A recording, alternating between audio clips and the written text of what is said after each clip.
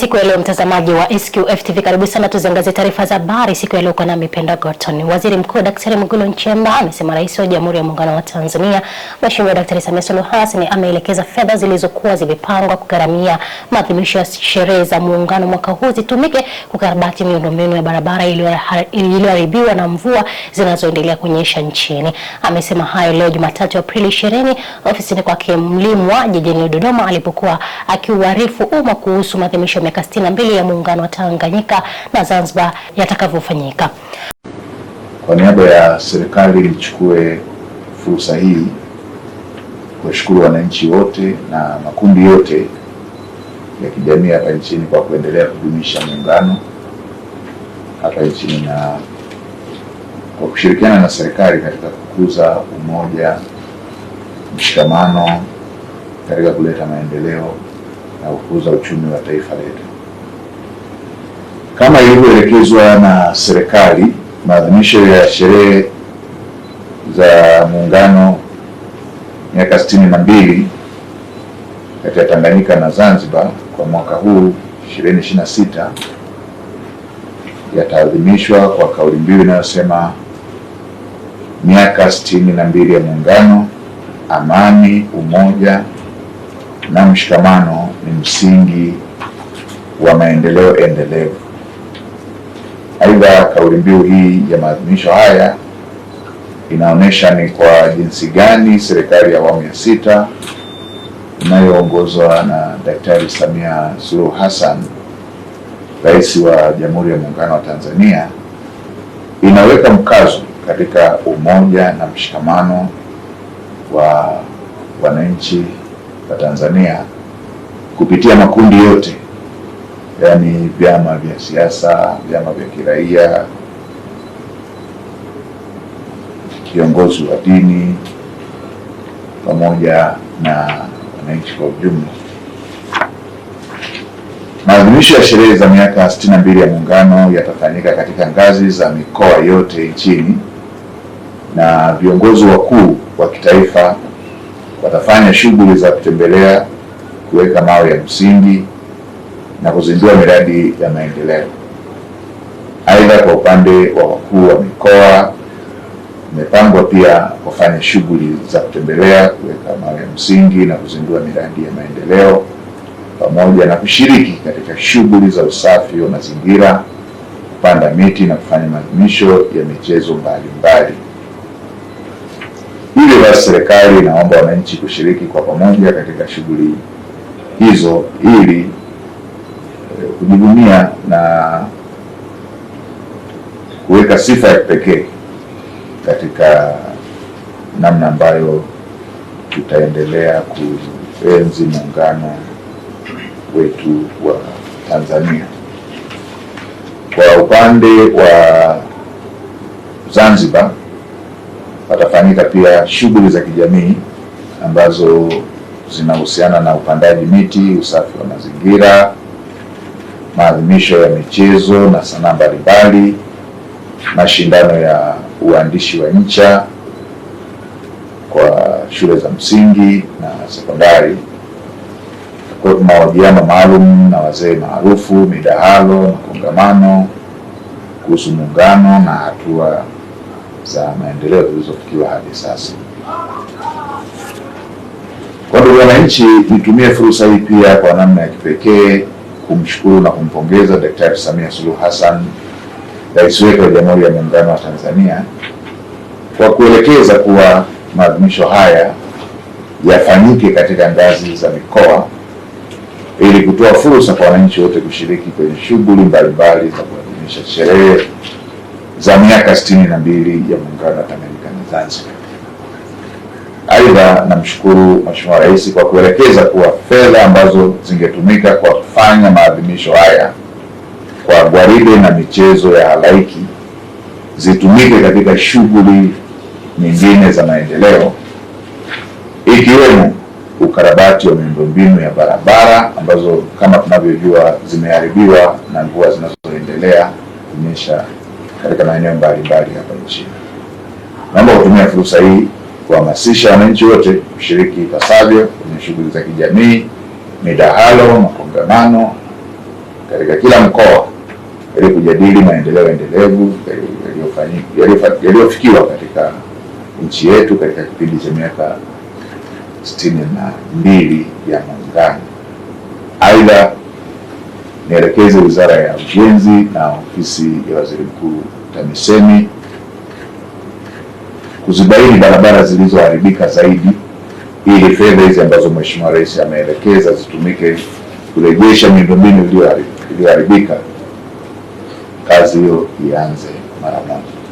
Mamlaka ya Udhibiti wa Nafaka na Mazao ya Mchanganyiko COPRA wamezidi kujiimarisha kimkakati baada ya kushiriki kikamilifu katika kongamano la biashara na uwekezaji ukanda wa Ziwa Tanganyika, hatua inayolenga kufungua fursa mpya za biashara na kuimarisha ushirikiano wa kikanda. Kongamano hilo muhimu lilifunguliwa rasmi na Waziri wa Jamhuri ya Muungano wa Tanzania Daktari Mwigulu Nchemba. Na kabla sijaenda mbali, niruhusu niwaletee salamu kutoka kwa Mheshimiwa Rais Daktari Samia Suluhu Hassan pamoja na viongozi wenzake wakuu akiwemo Makamu wa Rais na Rais wa Zanzibar. Anatambua kwa leo tuko hapa. Mheshimiwa Rais anawasalimia sana na anawatakia kila la heri. Mheshimiwa Rais amenituma niwaambie kuwa Kigoma si tu kuwa ni mkoa wa pembeni kama ilivyokuwa zamani, sasa ni mkoa wa katikati unaounganisha biashara kati ya Tanzania na nchi za jirani. Ninatambua kuwa mkoa wa Kigoma na ukanda wa Ziwa Tanganyika una fursa nyingi za kiuchumi ambazo bado hazijatumika kikamilifu. Hivyo kongamano hili ni muhimu sana miongoni mwa mikakati ya kuwezesha mkoa na ukanda huu kuwa kitovu cha biashara na hivyo kupiga hatua zaidi za kimaendeleo. Kwa hivyo tunashiriki, mkoa wa Kigoma ni miongoni mwa mikoa ya kimkakati kibiashara na uwekezaji hapa nchini na kwa nchi za jirani. Mamlaka hii iko ndani ya Wizara ya Kilimo na ilianzishwa kwa ajili ya kuhakikisha nchi inapata usalama wa chakula, lakini pia kwa kuweza kurasimisha biashara ya mazao ya kilimo, especially yale mazao yote ambayo hayako kwenye bodi yoyote ndani ya hii nchi. Mazao yanaweza kuwa nafaka, mikunde, mboga mboga, matunda, maua, spices. As long as zao haliko kwenye bodi yoyote kwenye hii nchi, basi msimamizi wake ni COPRA. Na usimamizi wa haya mazao sisi tunaanzia kuanzia shambani all the way mpaka sokoni. Kwa value chain yote hii mamlaka inaisimamia.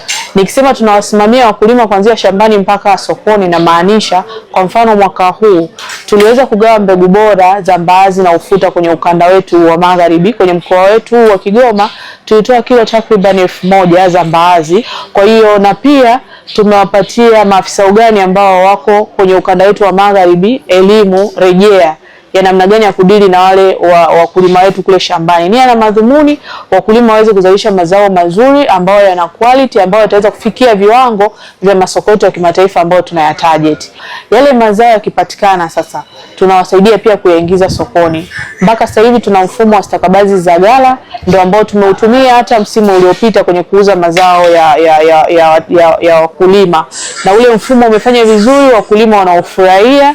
Lakini pia leo tupo kwenye banda letu hapa kwa ajili ya kuwaelekeza watu kuhusiana na mamlaka waifahamu na wafahamu kazi zetu hizo ambazo tunazifanya. Lakini pia kwenye forum hii tunataka tuwaelekeze hata ndugu zetu wa nchi jirani Kongo, Burundi wajue kwamba mamlaka iko hapa. Waziri wa Ujenzi Abdalla Ulega amewahakikishia Watanzania kwa serikali itahakikisha inajenga na kukamilisha kwa kiwango cha lami miradi yote viporo vya miundombinu ya barabara na madaraja hapa nchini. Kikubwa hapa ni kwamba mradi umesimama. Si ndio hivyo jamani? Mnataka mkandarasi arudi. Mkandarasi atarudi hapa. Maelekezo ya Rais Dr. Samia Suluhu Hassan kwangu mimi aliyenikabidhi kazi hii ya kujenga mabarabara na madaraja katika nchi, ameniambia la kwanza ni kuhakikisha kwamba hakuna mradi kiporo utakaobakia. Ni lazima yote ikamilike. Mama Samia hoye. Kwa hivyo huu ni mradi kiporo. Yule mkandarasi atarudi hapa, msiwe na shaka. Naomba muendelee kuamini kwamba serikali haiwezi kupoteza hizi fedha. Hatua hii ambayo tumefika ni hatua kubwa sana. Ukiacha hii hatua ni hasara kubwa kwa pesa za walipa kodi, wananchi wa taifa hili. Kweli si kweli jamani? Kwa hivyo hatuwezi kufanya mchezo na fedha za wananchi. Na tunafanya hii kazi, tutakamilisha hii barabara, na tukishamaliza kukamilisha hii barabara hapa Isenye, ameniomba yangu Mary wakati tunakuja, anasema barabara iende pamoja na kuweka taa za barabarani, wananchi wafanye shughuli zao usiku na mchana. Hapo vipi? Ili vijana wa bodaboda wafanye kazi zao za bodaboda, wakina mama wa mamalishe wale wafanye biashara zao mpaka usiku, na barabara kazi yake iwe ni kuwarahisishia wananchi namna ya kufika sokoni, namna ya kufika hospitali, watoto wetu namna ya kufika shuleni. Hapo vipi? Kwa hiyo tunataka tubadilishe hali za wananchi kupitia hii barabara. Wekeni imani, Mchina yule atarudi hapa kufanya hii kazi yetu. Kipaumbele cha Rais Dr. Samia kwa ajili ya Serengeti ni kikubwa mno. Huko panabeba uchumi wa taifa letu, si ndivyo jamani? Uchumi wa utalii tunataka tuinue zaidi, tupate pato kubwa na nchi isonge mbele, na mengine makubwa yanakuja, ikiwa ni pamoja na kujenga uwanja wa ndege. Watalii wakija wanashuka hapa, alafu vijana mnapata kazi nyingi sana za kufanya, kusindikiza watalii, wengine mtauzauza vifaa mbalimbali, wengine watakuwa madereva na kadhalika na kadhalika. Alimradi uchumi utainuka na wananchi mtapata kazi na biashara za kufanya. Mheshimiwa Waziri wa Ujenzi, sisi kwa kauli ile ya Mheshimiwa Rais ya kuhakikisha kwamba analeta tabasamu, ndio tabasamu la ndugu zangu hawa Tarime litakuja kupitia hii barabara. Asante. Kwa hiyo tunakushukuru, na Mheshimiwa Rais kwa kweli anatupa kipaumbele. Mimi ni kijana wa hapa, ndio, na amenipa imani kubwa sana, ndio, lakini na wewe ndugu yangu, ndio, umefanya jambo kubwa sana kwenye ziara zako za kwanza kuona kwamba uje hapa kwetu mkoani Mara, hasa Tarime. Ndio. Kwa hiyo Mwenyezi Mungu akutunze haya uliyoyasema, basi sisi tunaamini kwamba yataenda kutokea muda sio mrefu. Thank you. Kwa hiyo ndugu zangu, Mungu awalinde, muwe na amani.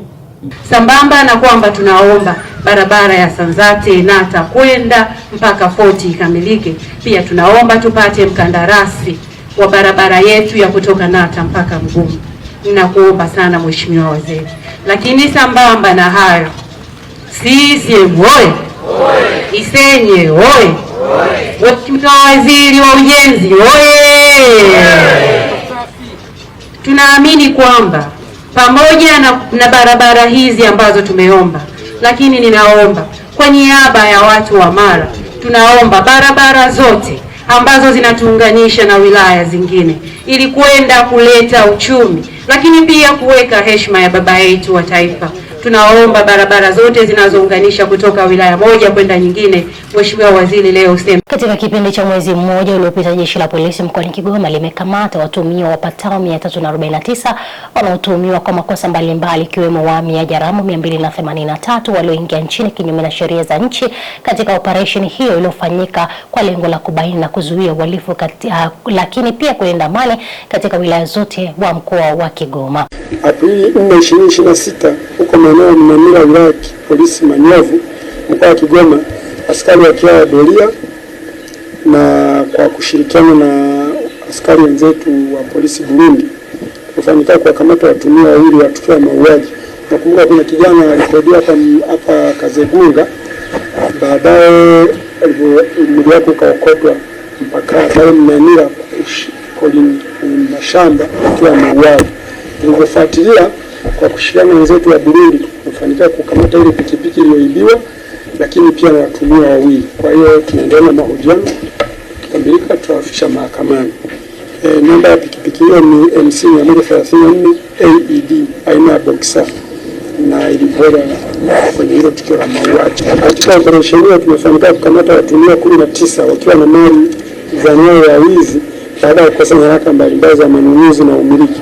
Mali hizo ni injini 8 za boti aina ya Maya Passion, pikipiki moja yenye namba za usajili ya 985 CSY aina ya Kinglani, television TV 3 aina ya Hisense na inchi 43, aina Arion inchi 32, Asa inchi 32, subwoofer moja aina ya Sapion, kompyuta mpakato moja aina ya Dell, kompyuta mpakato moja aina ya HP, simu janja 2 aina ya Samsung na Infinix, simu ndogo 46 aina ya Itel, mobile VIN, Cyclone, Bentel, Switch, Momfry, Hawking na Tecno, sound bar moja, speaker moja na mifuko ya saruji 5.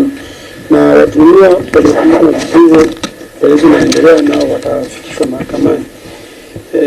Pia tumefanikiwa kukamata pikipiki 17 ambapo kati ya hiyo pikipiki 15 ni aina ya Boxer, King Lion 4, Toro 3, SNLG 3 na TVS 2. Na hizi zinahusishwa na matukio ya wajishani, hata wanabadilisha zile namba alafu wanapita, hasa nyakati za usiku kumiakwasa kwa kina mama ndio wamekuwa wahanga. Lakini tumefanikiwa kukamata pamoja na watuhumiwa 17 wa mmiliki wa hizo, na upelelezi ukikamilika nao tutachukua hatua za kisheria ikiwa ni pamoja na kuwafikisha mahakamani. Pia watuhumiwa 12 wamekamatwa katika operesheni hiyo wakiwa na pombe ya moshi jumla ya lita 228, mitambo 30 ya kutengenezea pombe ya moshi, na watafikishwa mahakamani. Mitambo mtaiona kule. Na kuhusu dawa za kulevya, tumefanikiwa kuteketeza shamba la bangi lenye ukubwa wa ekari 6. Mtuhumiwa mmoja amekamatwa. Aidha, wamekamatwa watuhumiwa 7 wakiwa na bangi 200 na kete 23, na wao pia watafikishwa mahakamani. Hili shamba ni maeneo ya wilaya ya Kasulu. Waziri wa Nchi Ofisi ya Rais Maendeleo ya Vijana Daktari Joel Nanauka amesema wizara yake imetoa mikopo ya vifaa yenye thamani ya shilingi milioni 824,463,770 kwa vijana 126 katika mikoa ya Mwanza, Mtwara, Rukwa pamoja na Arusha. Katika kusimamia programu za uwezeshaji vijana kiuchumi, wizara imetoa mikopo ya vifaa yenye thamani ya shilingi milioni 824,463,770 kwa vijana 126 katika mkoa wa Mwanza vijana 39, Mtwara vijana 40, Mbeya vijana 22, Rukwa 10 na Arusha 15 kupitia mfuko wa maendeleo ya vijana ili kuwawezesha kujiajiri na kuajiri wengine. Aidha, wizara imeendelea kuboresha mifumo ili kupunguza changamoto na vikwazo vilivyokuwepo hapo awali. Kwa sasa mikopo inatolewa kwa vikundi na pia kwa kijana mmoja mmoja, lakini pia mikopo ina kipindi cha rehema, yani grace period, kuanzia miezi 3 hadi miezi 6, isipokuwa kwa miradi maalum ya kilimo, uvuvi na ufugaji inapewa kipindi cha rehema cha miezi 8, na riba imepunguzwa hadi 5% kwa kipindi chote cha mkopo. Lakini pia imejikita kwenye uwezeshaji wa vifaa badala ya fedha peke yake, na wizara imeingia makubaliano na taasisi za kifedha kwa ajili ya kutoa mikopo na mafunzo kwa vijana, ambapo wanufaika hupatiwa mafunzo kabla ya mkopo, wakati na pia wakati wa uzalishaji. Mwenyekiti wa Jumuiya ya Wafanyabiashara Kariakoo Severin Mushi ameiomba serikali ipunguze kodi na tozo mbalimbali katika mafuta ili kuweza kuvuka kwenye kipindi hiki cha tatizo la mafuta duniani. Severin amesema hayo leo Aprili 20 alipokuwa akiwaongoza wafanyabiashara wenzake wa kujitolea damu katika soko la Kariakoo kama ishara ya kurudisha kwa jamii ambayo ndio wateja wao. Athari ni kubwa sana. Kwanza, tiketi za kwenda nje, tunanunua mizigo yetu nje, nchi za Asia na kwingine.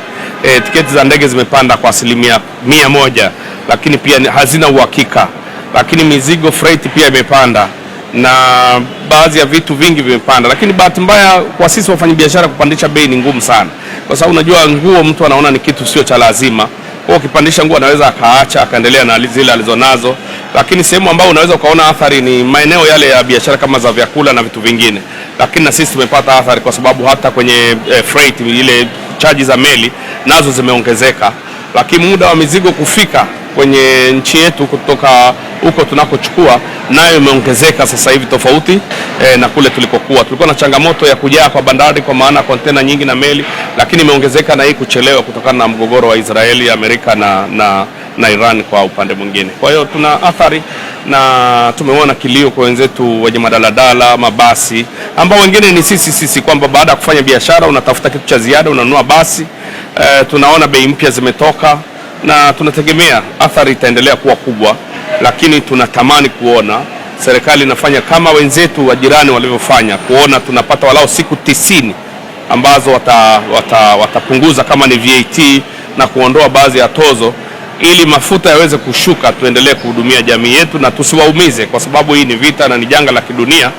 Tumeona jirani zetu hata Kenya jana wameondoa VAT kutoka 18 mpaka asilimia 16 mpaka 8, imebakia 8, kwa maana wamepunguza kwa nusu. Sasa kwetu asilimia yenyewe ni 18, unaona hata asilimia hazilingani. Wenzetu 16, hata Uganda ukiangalia 16, kwetu tuko juu.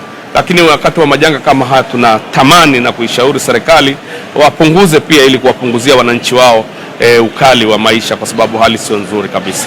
Leo tarehe 20 tunazindua rasmi wiki ya JWK kuelekea mkutano wetu mkuu wa tarehe 25 mwezi huu wa 4 siku ya Jumamosi pale Lamada Hoteli Ilala karibu na Msimbazi Center.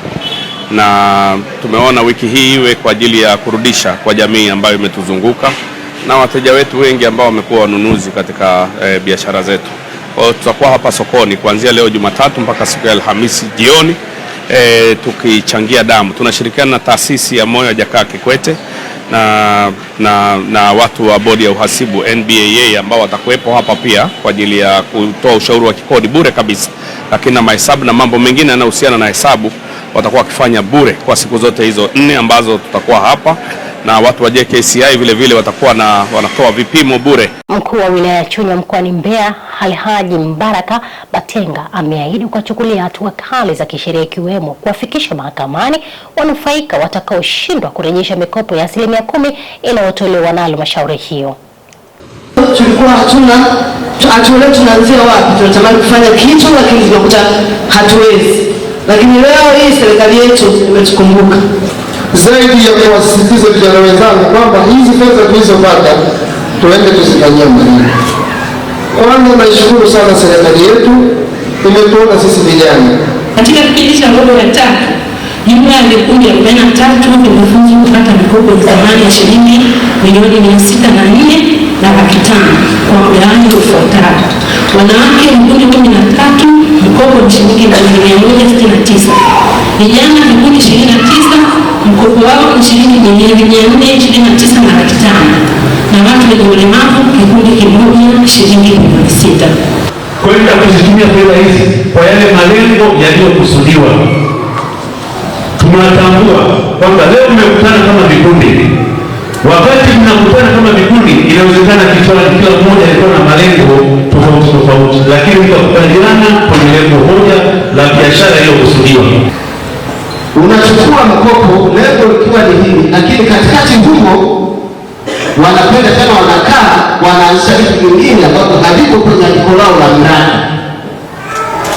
Maanake mpaka tunawakopesha kuna andiko mmependelezwa na kutengeneza katiba, mkaandika andiko la mradi, tumeridhika kwamba kwa mradi huu mtakwenda kufanya biashara bila shida.